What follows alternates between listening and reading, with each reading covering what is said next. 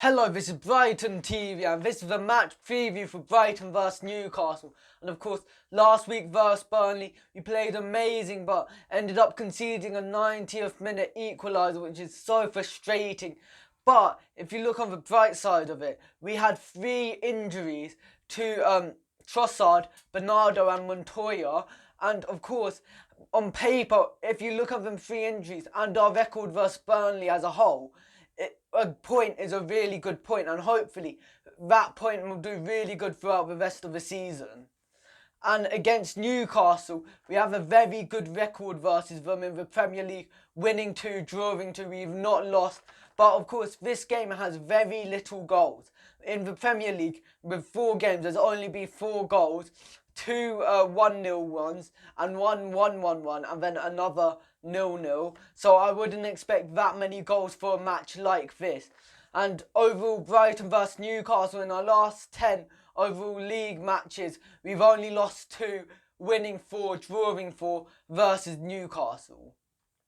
And versus Burnley, we created so many chances, and it's just when we need to start finishing them chances we create, because if we don't start finishing them, we're going to end up getting punished like we have been doing for the last couple of weeks.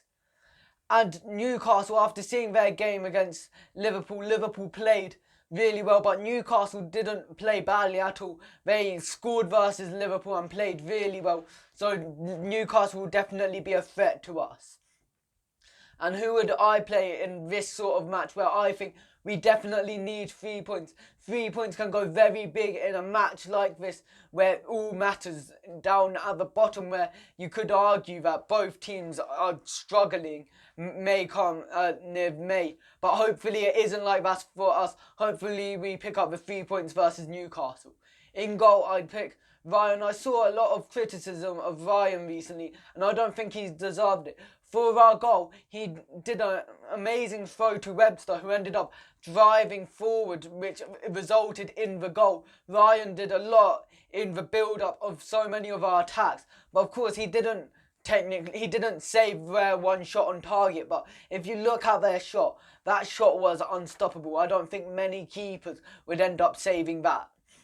And in our back 3, I think this is a tiny bit controversial, but I would drop Dan Burn and play Webster, Dunk and Duffy. I just think Webster played amazing against Burnley. How he played really well. And of course he had to play on the right back position, which isn't his favoured position. And Potter was being really smart versus Burnley. He knows they have 2 really tall physical strikers, and of course with our injuries he decided to adapt it, so we end up playing 4 centre backs, and it ended up working out really well. And I think Webster should play with Duncan Duffy, and of course with Andy Carroll he might play for Newcastle. I think we need Duffy there for that tiny bit more physicality than Dan Burn, and of course from set pieces Duffy is definitely a major threat.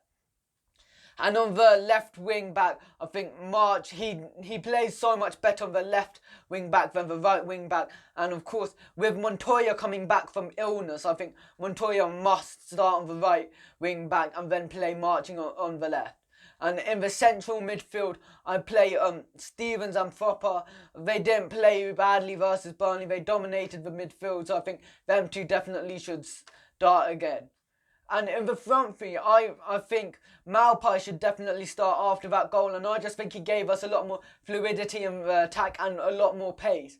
And Gross, he created so many chances. I heard some criticism of him, and I just think that's undeserved. The amount of chances he created versus Newcastle was insane. So I think, Burnley. And I think he'll do the same versus Newcastle. So I don't think you can drop Gross. He's really good with set pieces, play Gross. And I don't know whether I'd want to play Moy or Murray. I think Moy, when he came on, he played really well. But since we didn't have 2 strikers, we ended up not creating enough. And being able to finish with relying on Malpai. But I think Murray, even though he is really physical, he might not be able to be fast enough and create enough chances. but it depends about Potter. I wouldn't be surprised if he picked any of them, but I think Murray would be the better choice for a game like this, just because we're away from home. The more physical we are, it will be better, and of course I think Murray will be able to hold the ball up really well to help support Malpai.